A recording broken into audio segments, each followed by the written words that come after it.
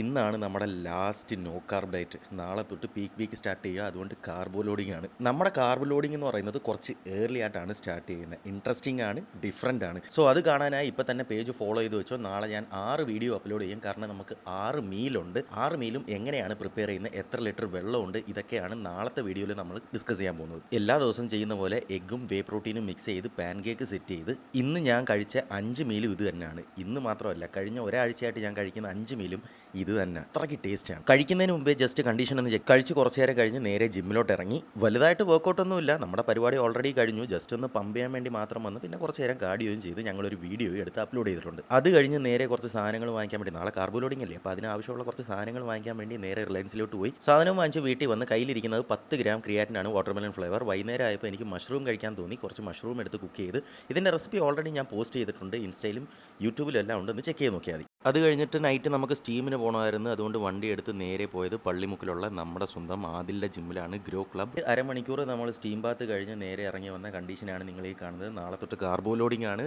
Interesting കാര്യങ്ങളാണ് നാളെ തൊട്ട് വരാൻ പോകുന്നത്. സോ മറക്കാതെ പേജ് ഫോളോ ചെയ്ത് വെച്ചോ. Until then it's bye from me.